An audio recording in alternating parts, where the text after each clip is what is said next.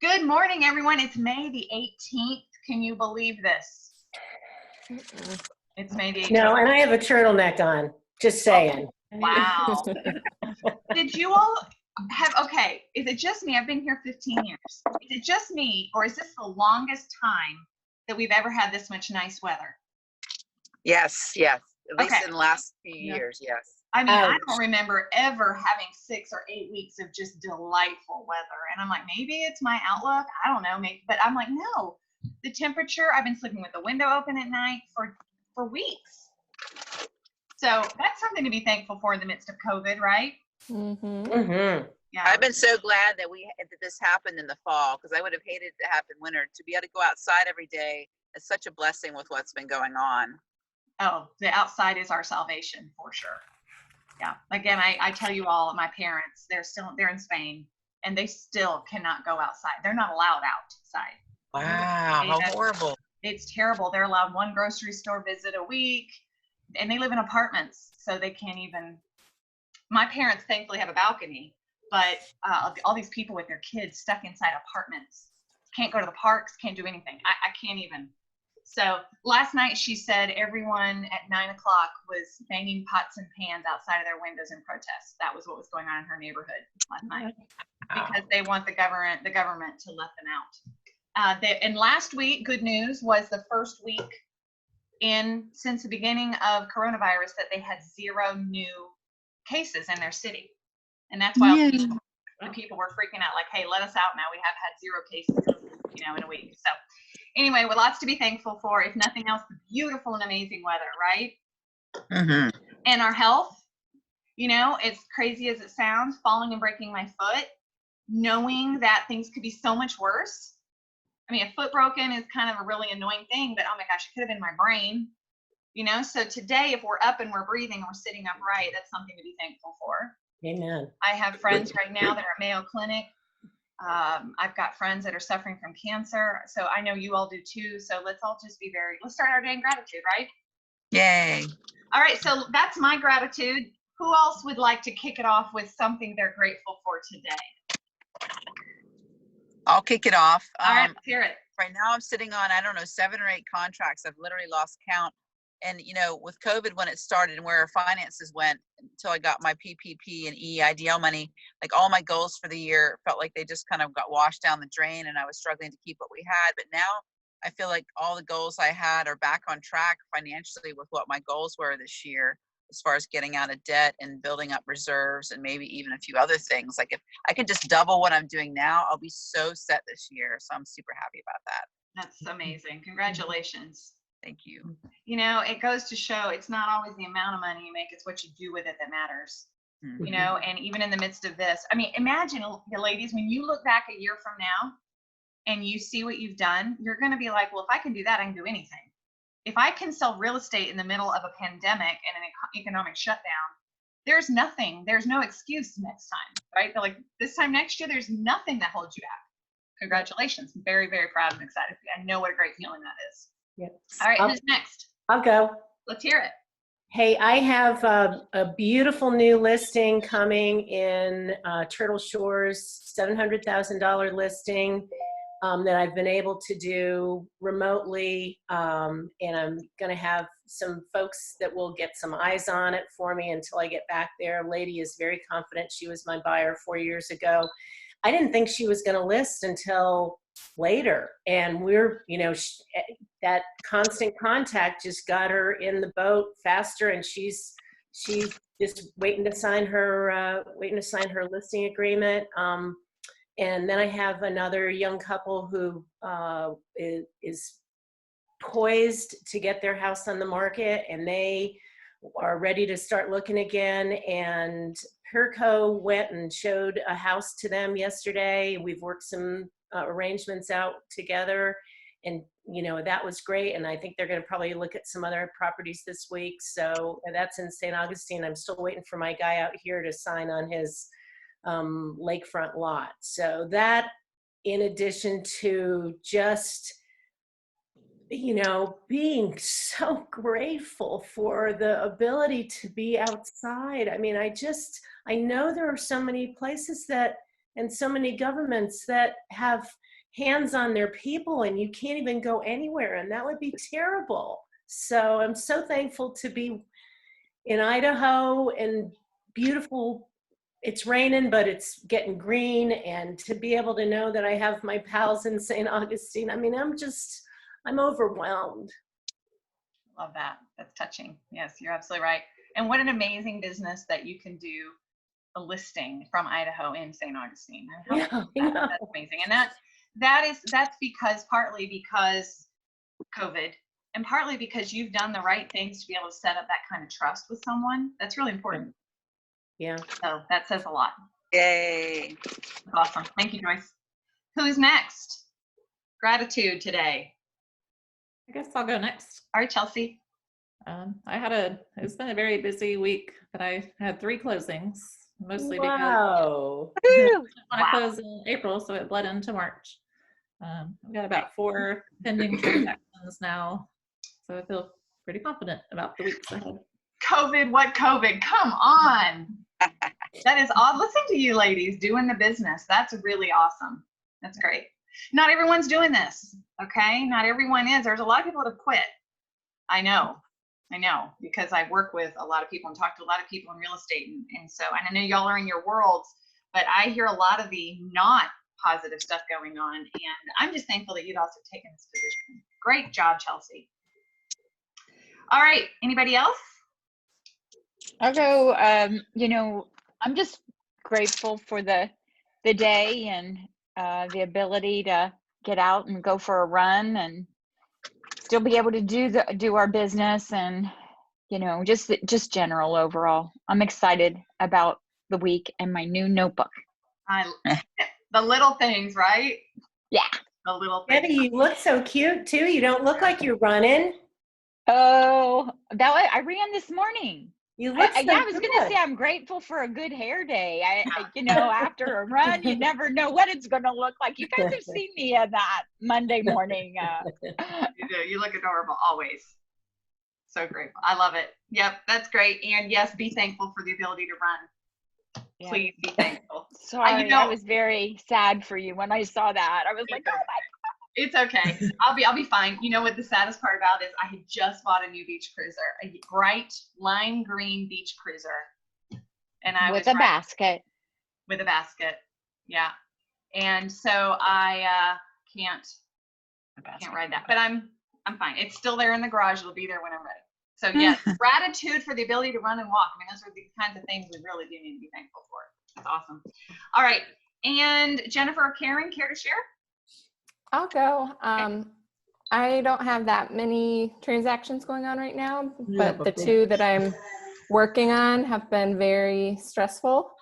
So I'm thankful that the agents on the other side have been very respectful and cooperative, and it really truly has been a team effort on both deals to overcome some hurdles. So that's not always the case, and I'm very, very thankful that I'm working with other professionals. That makes all the difference, doesn't it? All the difference. And while you may not have all those numbers and transactions, one thing I know you have done is you have homeschooled 2 kids with a baby. And there is nothing on paper that supersedes that. So congratulations to you for making it through almost to the end of the school year, and you being a homeschool mom and a realtor. That's a huge feat. So Thank you. So there's that. Karen, you've been awfully quiet. We missed you last week. You doing okay? Yeah, my husband traded his Jeep in, so we had to drive to Fort Pierce because when he buys a vehicle, he checks prices in the whole darn state. So drive to Fort Pierce for that vehicle, which was fine. It was a good experience. They were a great dealership, so can't complain there. Awesome. But when we entered this pandemic, I had 4 listings and 3 of them are under contract. So thankful for that. And I have some other things going on, but I am thankful for that. And I'm thankful that I got to see my kids the last 2 weekends. So that is always so nice. It was great. It was enjoyable. That's wonderful. Well, and I don't look as good as Debbie because I was painting a garage ceiling for a customer this morning. Oh, already bright and early. Wow. Yeah, You I know, have don't you put that out on your marketing. I don't want to hear that I have to be paying people's houses. Me neither. Oh, no, because now this is a first. I've been doing this for a lot of years, and this is the first time I had a customer try and check out the leak in the roof and fall through the garage ceiling. Oh my So last week or week before last, I did get a drywall guy there pretty quick to repair it and get the knockdown done. But the agent for the buyer's like, well, the paint doesn't match the ceiling. God. In a garage. It's a garage. So I picked up some paint and I tried. I got to go back and see if it matches better or if I have to get somebody to paint the whole darn ceiling. So Oh but my I was gosh. trying to save them a little money. The things Karen. you do. Nikki's here. Kills and breaking. Nikki Red. In there. He's a great resource. Remember? You Okay. remember Nikki? Yeah. He just he painted your house in Oakbrook. Oh, okay. All right. He's, you buy the paint, he'll do the work. Yeah, He's cheap. Yeah. All Yeah. right. I'll remember that because he had somebody else take down drywall and paint the whole inside the house. And I called that painter and he's like, oh, Karen, we'll get together. Maybe we can talk next week. Then I called somebody else and it's like, oh, I don't think you can get it to match. If you don't have Nikki's number, let me know because he did a great job for me over in Commodore's Club recently. Okay. And Yeah, he's really good with little jobs. I just picked up a sample from Benjamin Moore. They said they have something that's supposed to match knockdown. So I just thought, it's 2x3 section. So I just quick went down and did that to see if it'll work. And if Kills not, in a spray can is good too. Kills in a spray can. Yeah. Yeah. Well, I didn't think I thought the kills would be too bright. But So maybe I used the Upshot Kills in my house, and it is a different color. It was a slightly yellower color, so you may end up having to. But anyway, well, kudos to you for going a mile. What's the word? Well, he's older. He's a Mayo Clinic, just had surgery. Oh. I mean, it's going to be a long road for him. And I'm just trying to help the family out as much as I can because it was a high ceiling and he hit the floor. Well, thank goodness he's Thank God he wasn't hurt. I mean, he did do 3 vertebrae, but he was able to call emergency services because he was there alone. He went to the vacant house alone and then went and did something he shouldn't have been doing. How old is this guy? He's probably like almost 77. Oh my Okay. So it's like, Stupid. These guys are not supposed to be going up there in those ladders. Yeah, And I kept saying to him, this is the inspection report. However, we don't know what they're going to ask for. They may ask for nothing. So just wait and we'll see what they ask for. I'll get some estimates for the roof, but we'll see what they ask for. And he had to go look. So. Wow. Well, I bet he learned his lesson. Yeah. I did have a home inspector once step through the ceiling in a garage in a Ponte Vedra house. I did have that happen one time. I was like, man. So, but again, thankful that they're alive and they're okay. Yeah. Hey, All right. You guys have got a lot of really awesome things going on. I'm really super proud of you all. Thank you all for those that sent in your numbers and reports. I've read everything and looked at everything. Thank you for doing that. Those of you that sent in your ideal customers, thank you. I've read those over. Joyce, you did, yours was very detailed. I absolutely read every single sentence of it. And in fact, I still have it up because I was reading through it and it's really, really good. She goes down to even talking about the process of the wish list and then how she works with her lender and how she finishes the day and drops them off. Like she really went through the whole process. And I think that knowing that matters, having a business plan that is predictable, that you can put your people through makes your business more scalable. Okay, the more systems you have, the more scalable your business is, the more transactions you can do with the same amount of time. Okay. All right. So we are talking about your ideal customer, and who remembers Jennifer, you can't answer this because you're in another group with me and I know you know the answer to this. Who remembers what the 3 pillars of a 4-day workday are? What you have to have in order to really be able to do an effective business at the level you're at or more for 4 hours. Joyce? Number 1 is coffee. For sure. All right, that's 1A. Yes, that is true. Coffee is for sure. Well, what does coffee give you? Energy. Yes. All right, so who remembers the 3 pillars? The first one is a powerful schedule. You can't sit down and say, I'm going to work for 4 hours today and not know exactly what you're going to do in those 4 hours. All right. I don't know what, was that a door? Oh, was that you, Shelby? All right. Yeah, sorry. You can mute me. I thought my computer was ringing in. So you have to have a schedule. All right. And the second thing you need to have is ideal leverage. Leverage is knowing what to outsource, what to hand off, what conversations even need to be had with the people that are in your life about how you're going to be doing your systems. And the last thing is knowing your ideal client. And that's where we kind of parked. We landed on knowing your ideal client. Now, last week we talked a lot about once you know your client, what do you do when one comes along that isn't? What do you do when someone in Palatka says, I want to list my trailer? Refer it out. I mean, some do, some don't. Who was it? Jennifer had a really great plan about how she processes those kinds of decisions. And I thought that was really great. Jennifer, do you mind if I share that? Sure. Okay.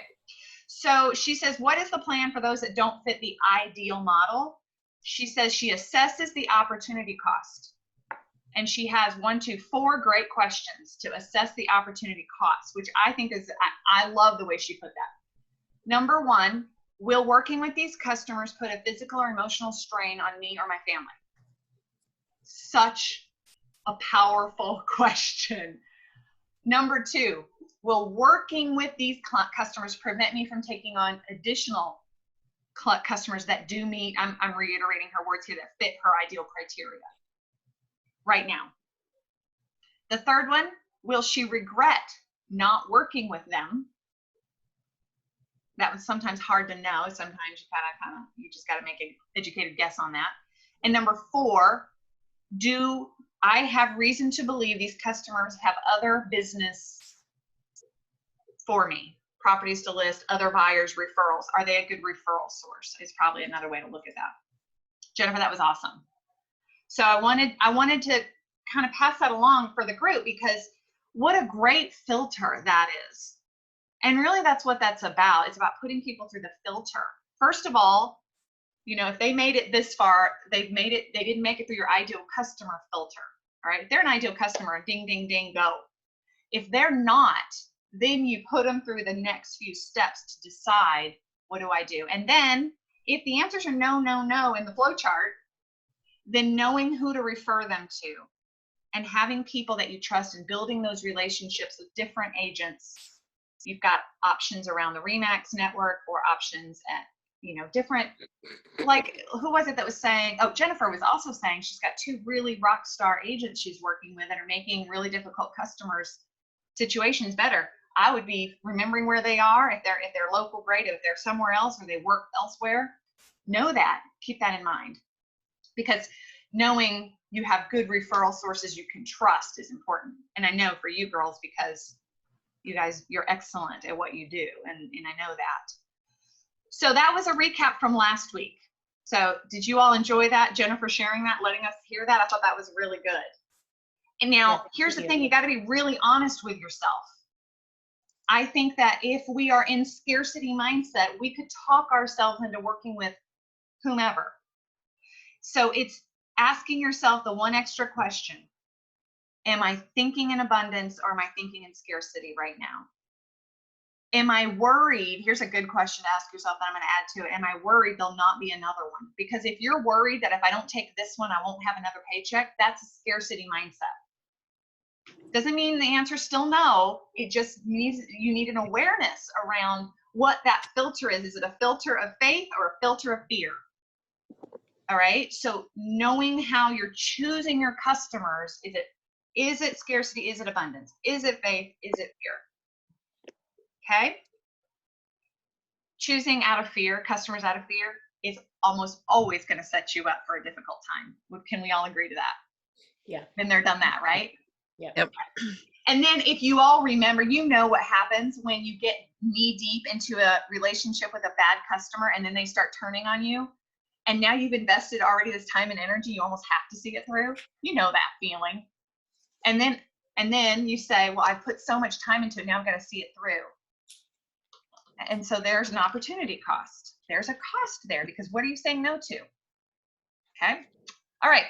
Now that was last week. I'm going to shift gears, and I know, Shelby, we're going to lose you here in a minute, aren't we? Okay. So I am recording. Am I not? Yes. Okay, good. Because the next part we're going to talk about is what makes you unique and what do customers need to hear about you? So you know what you're looking for, but when a customer's looking for something, how do they find you? All right, so here's what we're gonna do. I want everyone, as soon as you're done writing, I want everyone to, I guess we're gonna do this. I've done this in person, I've never done this on Zoom. So close your eyes. I want everyone to close your eyes. And I want you to imagine something blue. Imagine blue, the color blue. All right. Once you've got your blue in your mind, you can open your eyes. I was going to do something else. I was going to do this lid, but you can't see it. All right, you can open your eyes. Now, I'm wearing a blue shirt. This is the color blue I was imagining. Who had a different color blue they were imagining? Okay, Karen, what was your color blue like? Do you have anything that looks like it there that you No, can? I just imagined a very nice, pretty blue sky. Blue sky, so something lighter blue, right? Yeah. Okay. Joyce, what about you? You said you imagined a lighter blue? Okay. Yeah. Who else imagined, describe your blue. My blue Oh. was like the color of the Caribbean Sea. Oh, so a little bit more Ooh. turquoise. Okay, so she's got a turquoise blue. Hydrangea, What's that? the color of a hydrangea, Oh, a flower, like a dusty blue. blue. Yeah. Okay, got it. So did you imagine hydrangea when you did that? Okay, perfect. Jennifer, Shelby, what did you imagine? I imagine my grandfather's piece of jewelry that I inherited. It was like this round jewel, similar to the color of Princess Diana's ring. Is it dark blue? Or Yeah. light blue? Dark blue? It's Okay. dark, deep Like and dark. like your shirt? And if you can even see it, so dark in here. All right. Sort of, yep. Okay, awesome, dark blue. And Jennifer, what about you? Mine was Chelsea's, that turquoise, Turquoise. Caribbean Sea. Mm. Okay. All right, so the reason that I did this was I want to ask you a question. Chelsea's blue was different in her mind than Debbie's blue.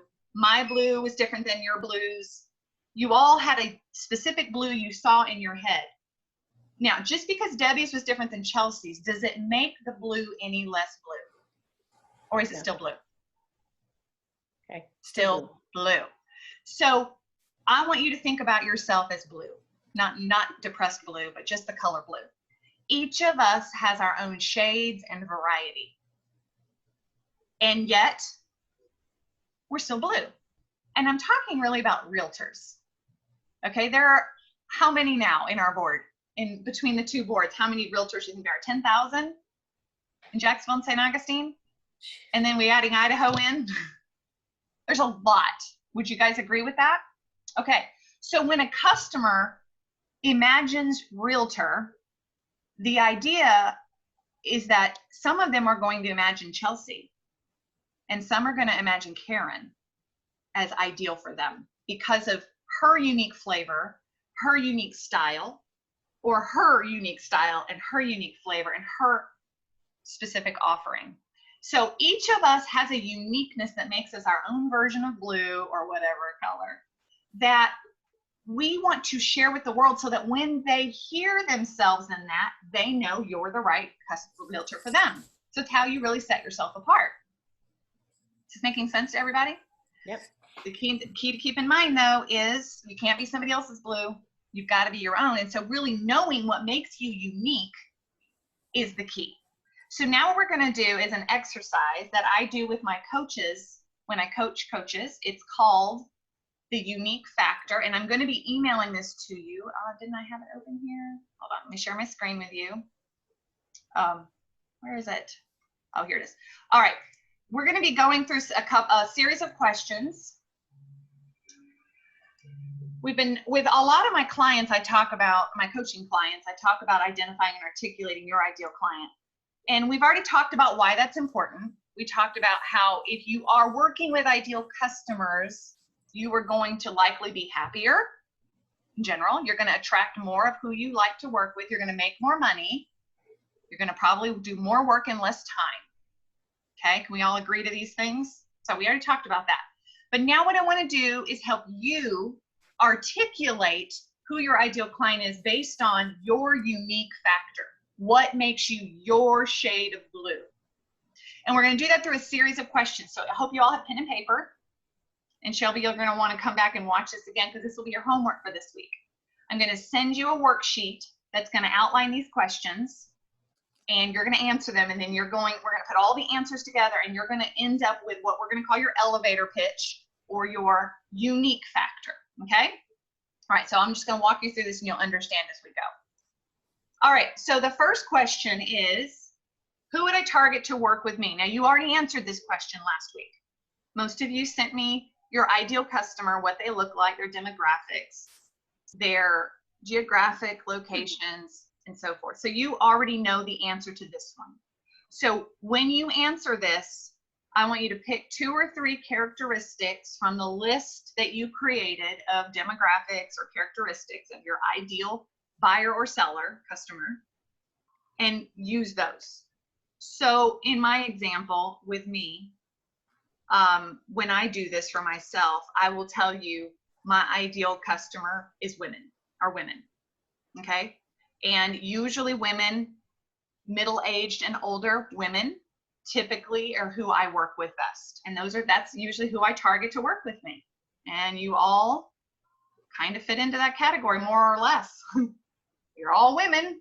You're all moms are above, you're above 30. I don't know how old some of you are, but I know all of you are probably 35. I don't know. I don't want to step on toes, but you know, my age-ish, right? And older, a margin. Same for you. What are the ages? I had one of my coaching clients once say that they thought it was discrimination to target people to work with. Do you guys feel that way? Anybody feel that way? Do you feel it? Not at all. Not, okay, good. I wanted to make sure, because he was like, I think that's discrimination to say you wouldn't work with people. I'm like, well, I disagree.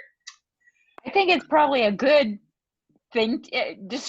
Being discriminating doesn't always mean that it's discrimination has a negative connotation, but being discriminating about how you spend your time is actually brilliant. So. Well, and remember, we're not addressing any fair housing here. This is not fair housing stuff we're talking about. We're talking about people who jive with your blue. People who close their eyes and imagine turquoise. Okay? People are looking for a specific kind of uniqueness that you can bring to the table. All right? So we've already answered this question. Now, the next question is one that we haven't talked about to a lot of degree, to a deep point. What problem am I an expert at solving? Okay, now I want you to think more than just helping people find houses or selling houses. I want you to really think, what do you really solve here? Okay, now, all people, when they employ your services, have a problem. On the external, they either want to buy or sell. We're going to call that the problem. They want to buy or sell, and it's usually instigated by a need. That's their external problem. Perhaps it's they've outgrown their home. Perhaps they need to downsize their home. They have a problem that buying or selling solves for them. We know you do that.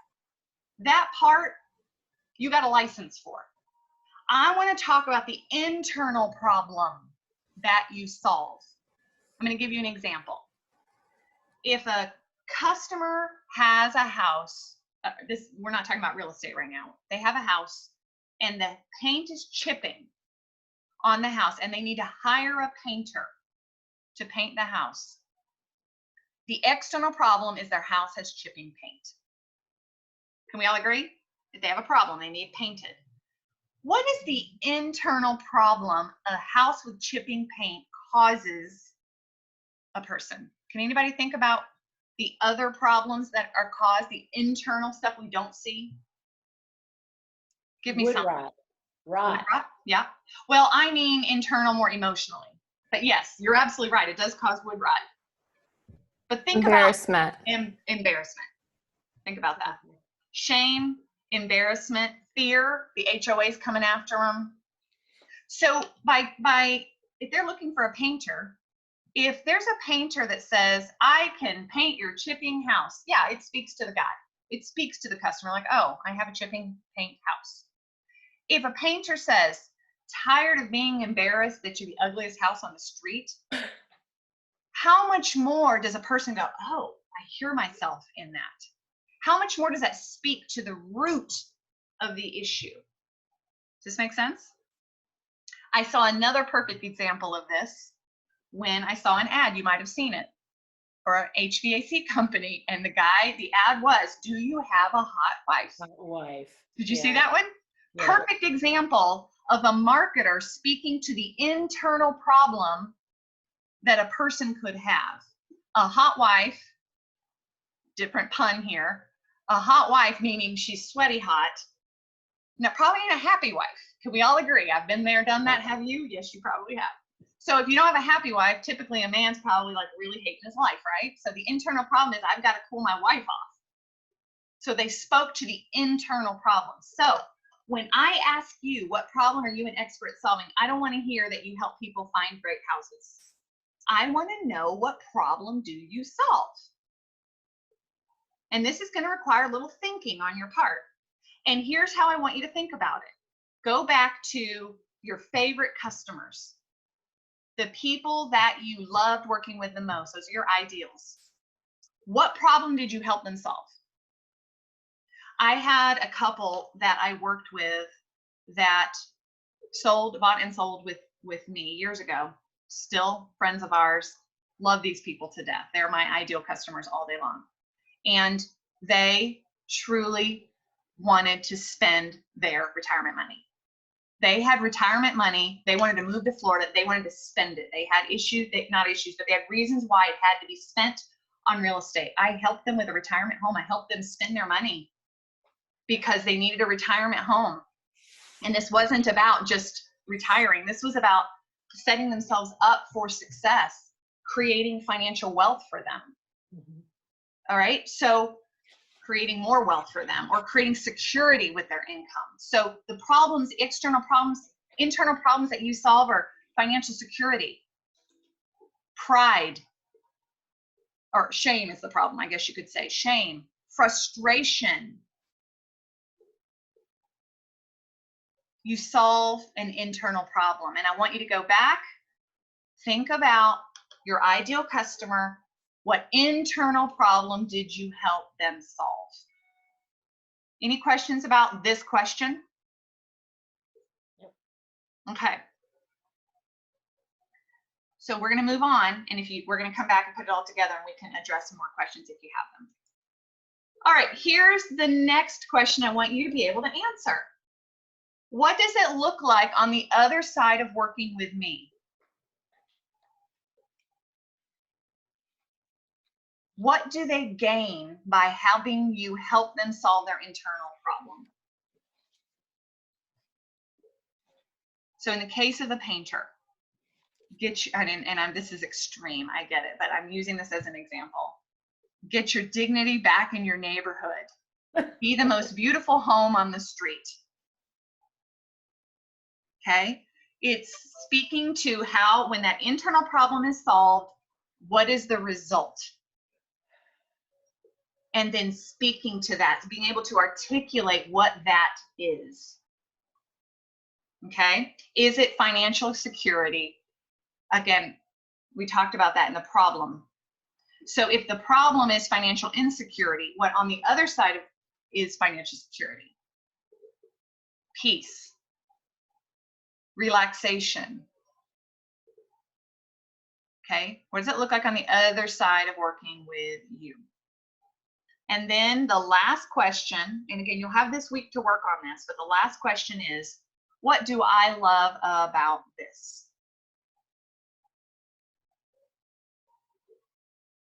Okay.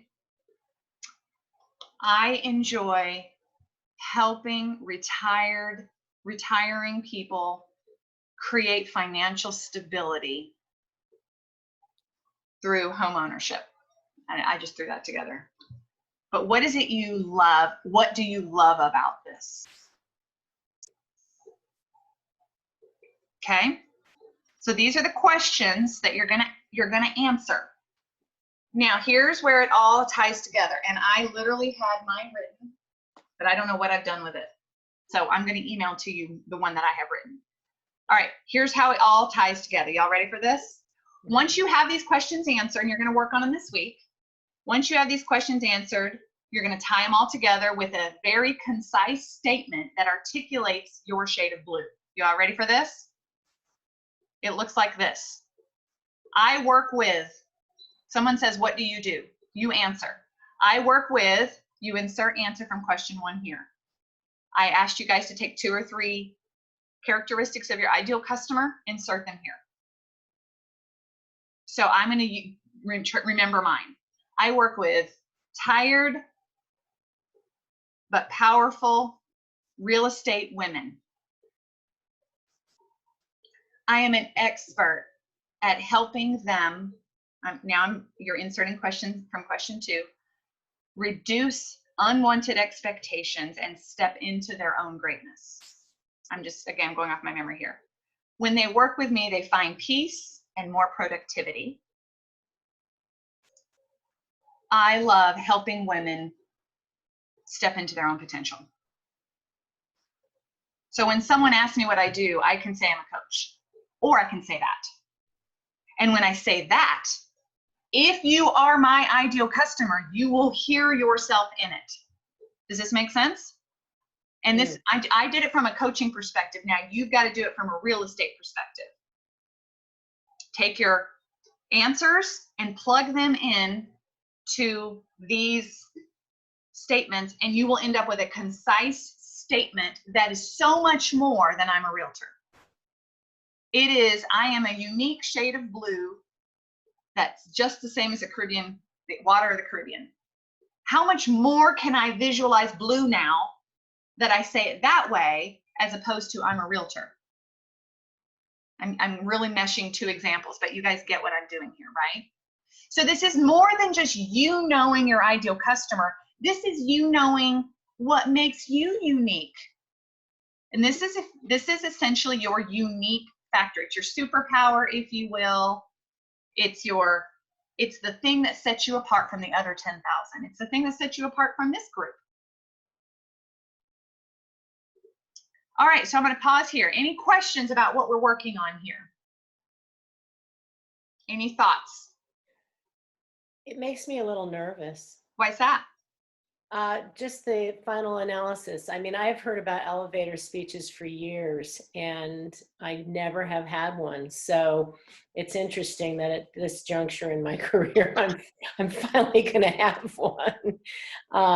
And I guess it feels a little bit, I don't want to say limiting, but I always kind of want to leave doors open for other stuff. So it's a little bit targeted for me.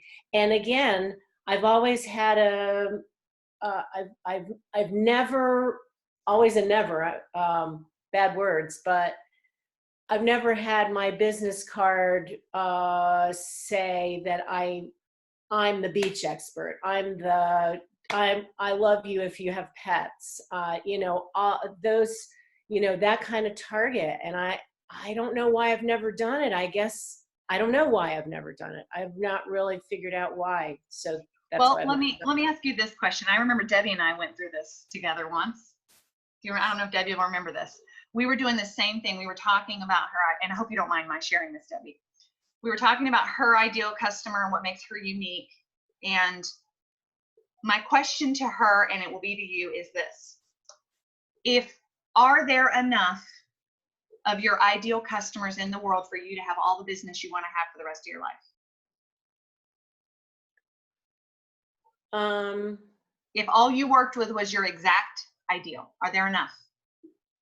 I don't know. Maybe that's my scarcity thinking. I'm wondering about that. Yes.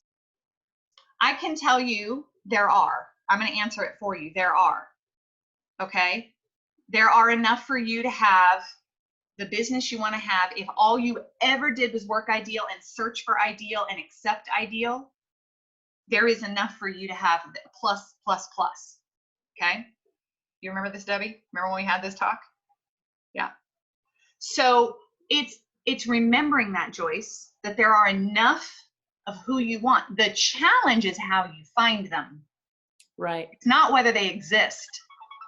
It's whether you're willing to put in the extra effort to find them. And the way you do this is you start defining it for yourself and articulating it. And being okay if not everyone is ideal for you, and being okay with that. All right, so I know how you feel, because there was a day not long ago when I decided I only work with women. And that was really hard for me. And my coach said, are there enough women for you to work with? Well, yeah, there are plenty of women. So then what am I worried about giving up men? There are plenty of women. That makes sense? I kind of coming from the same direction as Joyce, only because part of when I did the ideal, I kind of came up with it by saying, well, who's been working with me? And it's been enjoyable. But, and it ended up being a certain age group. But I've had some younger people, and that's been very enjoyable. So I don't want to word it so to exclude that experience. So then maybe this isn't about age. Maybe you don't exclude it by age, and you exclude it simply by need and problem that you solve. I can tell you, getting to know each of you, you each have something very specific you bring to the table. What this is about is that. Let's not get caught up too much in demographics or age. Let's talk about really what problem you solve. Is it organization, resourcefulness, knowledge, expert knowledge? What is it that you bring to the table that makes you unique? Okay, and then, yeah, some people are going to hear themselves in it and some people are not. It doesn't mean that they won't work with you. It doesn't mean it's an automatic exclusion. Okay, it doesn't mean that at all. And in fact, if people jive with you, I think that you will still want to work with them and they'll still want to work with you. And there are intangibles in that. Just when you were saying that, Jennifer, the word trust came to my mind, and that is so important to me, because that gets through a lot of the muck, a lot of the pre-qualification. If they trust me, they don't have to see all my credentials from the past 20 years. They, and in the customers that I like, I'll just take this guy in here that's going to list his lot with me. He's a referral from a trusted person that he trusts, but he doesn't know me, and he's a very untrusting person, and I'm trying to figure out how I gain his trust at this distance and with little contact, because he's out of state too. So I think you just nailed it for me. Okay, trust. That's a big thing for you. Yeah. Trust you. That's your superpower, is that you are able to receive trust from people and earn it and keep it. Yeah. So there you go. So now we focus on trust. And do you want customers that don't trust you or that don't see trust as a value? No, absolutely not. But if someone has trust issues and wants to trust, and they see that you speak to their problem, are they more likely to want to work with you? Yes. Yeah. So again, I'll caution you not to get caught up in demographics for this particular situation. I used me as women as an example. Women, though, I mean, that's like half the population. So I didn't hone in that much. But I do only work with women, mostly in real estate, producing women. I don't work with non-producing women. I know the difference. I work with women who've been in the business, who are used to production, that have a sense of drive and productivity. That's what I work with. I'm not effective. You know what? I had a client that was referred to me by a great referral source 3 or 4 months ago. Okay, she's in Dallas. She, on paper, she's a woman, same demographic, middle age, had been very successful in a previous career and was a brand new agent. And she was a referral from someone that I trust and love, and I took her on. I normally don't coach brand new agents. I don't. And I took her on knowing it probably wasn't ideal for me. And would you believe it that she fired me 2 weeks ago? She was like, you know what? First of all, she's not doing anything and she's realizing how hard real estate is. So there's that. But she wrote me the other day and said she doesn't feel like she needs a coach and really doesn't want a coach. It had nothing really to do with me. She loved working with me, but she doesn't think she needs a coach and doesn't want to spend the money. I can't believe it. I'm like, I don't even take new agents and you're firing me. We weren't ideal. She was not my ideal client. I wasn't giving her my best because it wasn't the right fit. And in the end, she saw it, but I mean, I saw it too, but I was holding on to her for the wrong reasons. I was, and I know that. And I had peace with her going away, and I was really okay. And I knew she wasn't ideal because every time I would have a session with her, I would start to have dread. I would be like, oh, I don't want to do this, but I would do it. And guess what? It rubbed off. It showed up in her experience, didn't it? And that's just me being really transparent with you. It's the same though. It's the same. When you work with people that aren't the jive, that's when you don't do your best. That's when they sense you're not as trustworthy or you're not as charismatic or you're not as resourceful because you aren't, because you're hating it. Does that make sense? Yeah. Okay. If we're really honest with ourselves, we know this. So I want you to be able to articulate this without exclusion of people you care to work with. Karen and Joyce, thank you for voicing that's a true concern. I want you to just think about what characteristics make you unique and how you solve the problem. In the case of Joy's man, the guy, he has an internal problem. It's trust. Okay? He has trust issues. Joyce can speak to trust. That's all packaged inside the process of buying and selling a home. Buying and selling a home is not the problem. She's speaking to his true problem. And that's what I'm asking you to do. So this is what this is going to look like this week. I'm going to send you this. The worksheet where I wrote out those questions for you, and then you put it all together. And I was hoping you made some notes or rewatch the video if you have any questions about these. Again, I always make myself available if you get stuck on one of these to be able to raise your hand and say, hey, Jen, I don't know what you mean by this. Help me walk through this. I'll set aside time to get you on a call and help walk you through it so you don't get stuck. At the end, you're going to have a little spiel that's going to be less than 30 seconds that you can say that's so much more powerful than I'm a realtor. If someone should ask, what do you do? Okay? Any questions about the assignment? So now at this point, you have a schedule. You know your ideal customer. More so hopefully this week than you did a few weeks ago. Now you're going to know your unique factor. What sets you apart from the other 10,000 realtors out there? What is the specific thing you do that makes you you, that a customer wants? These are all factors in helping you align your life with the business you want to have and not the business you don't, so that you can make more money in less time. That's truly what this is about. It's counterintuitive to Joyce and Karen. It's counterintuitive to be picky with your business.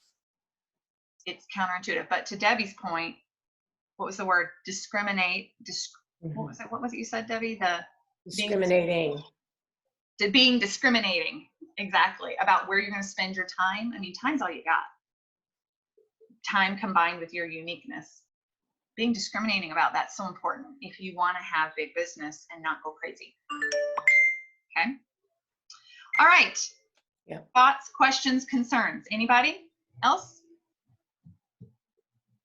You good with the exercise? Okay. So then if you'll do it, you can either email me just the questions or you can upload it, write it, however you want to do it. I'm going to be sending this to you through Thrive. So you'll just pull it out, and again, you can write, type, whatever is comfortable and easier for you. And then you can upload back into Thrive or email to me. You can even type the questions into the body of an email. I don't care how you get it to me. But that'll be your homework for this week, okay? So next week, this was supposedly our last, but I'm going to give you guys a bonus session next week. Is everybody okay with that? And then we're going to go over this and wrap that up. Okay, so before we end today, we just finished our 90 days together. Believe it or not. Can you believe it's been 90 days? So we need to decide what to do next. I'm not going to put anybody on the spot right now. Some of you have reached out and said you want to continue in coaching with me. So I would just need to know who wants to continue and not, so that I can decide kind of how we do it.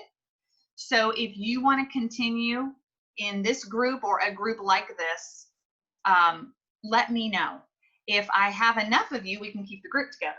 If I don't, then I'll need to put you somewhere in a group, but I don't have any yet. They're starting in June again, so there may be a lag. Or if you want to talk about one-on-one coaching, you can reach out to me and we can talk about what that looks like as well. But you all have honored your 90-day commitment thus far. So congratulations, you've just finished 90 days worth of coaching. So some of you have written back and told me kind of some of the benefits you're having. Just for the sake of the group and for my feedback, can you tell me some of the things that you've taken away from our 90 days together? I love the accountability. What specifically? I need it. Okay. I'm sorry, I didn't hear what you asked. The accountability to fill in your numbers and to be here on Mondays, and just a reminder to think forward. To push it forward, to, as much as I feel unsuccessful about some of the day-to-day activities, I think in general, I'm always better when I'm accountable to someone or a group of people who I trust, who I admire. And this group of women is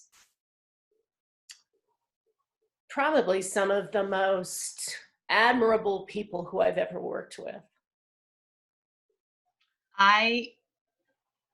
I'm not in your group with you as one of your participants, but I can tell you, you guys are top-notch ladies. I can agree with you. I have enjoyed it as well so much.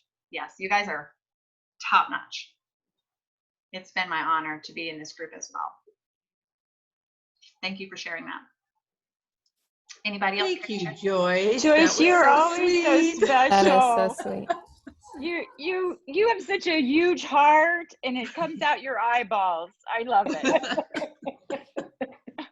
I know. Though, if I had to pick, I don't know if I would have picked anybody else. I look at each of you. Jennifer is like I want to be like Jennifer because she's so organized, and Chelsea, you guys don't have as much time in the business, but if I'd have done what you do 20 years ago, right, I'd be retired, man. Don't we all, though? Don't we all have hindsight?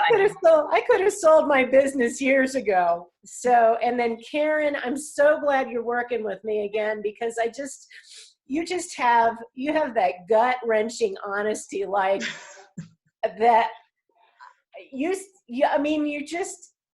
just like, when I think. Tell it like it is. This is a Wisconsin farm girl who, you know what? There's no bullshit here, Love that. And like Debbie, that goes without saying. You're just my best. And we can agree to disagree sometimes. And you're tenacious and you're driven. And I want to be like you. And Shelby, she's got all this stuff going on all the time, and she's always been I always want to get more into her world and see how she's doing it. So it's been fabulous, and I want to keep on going. So if you'll have me, I'm in. All right. Well, I would love to have you too. And Joyce, you were this legend that Debbie talked about for all this time. Joyce this, Joyce that, Joyce this, and to be able to meet you is such an honor. all of you. I love you to death. I've enjoyed working with you and would love to continue our group if you see fit, if that's what you want to do. Jennifer, I'm just going to go ahead and share, is in another group. She started another group with me and with the moms. It's a group of realtor moms with young children. And we've been focusing on the specific needs of moms right now with kids home. So it might make sense, and that will be her decision to make what she wants to do. But I wanted to go ahead and say that if she's not in the group, that may be why. So she is still sticking with me though. And so there's that. And so you all can decide on your own what you want to do. If you'll each let me know privately what you want to do, then I can assess where we're at and really know how to move us forward as a group. If you have some different ideas about what you would want to do, share them with me. I'm willing to create something unique for the group if I'm seeing a common need and thread here, but I'm all about continuing with you and sticking with you if that's what you desire. So if you will just let me know. Nonetheless, we'll be back next week. We will go ahead and have a session next week together. Same time, same place. If you can make it, that would be great. And then Debbie pointed out that next Monday Memorial. Oh, is it Memorial Day? Is it? Well, Yeah. Who? It's also my anniversary, so I won't be here, but You won't be here. Okay. love ya. I am going to find another time next week for us to do this, and I'll send it to you. Hopefully we can get all of you on board with that. Okay. But yeah, I didn't even realize it's a holiday. I'm home so much I don't even know anymore. So thank you for pointing that out. How many years, Debbie? What's that? How many years? Oh, how many years? I think it's 34. Wow. Wait a minute. 30.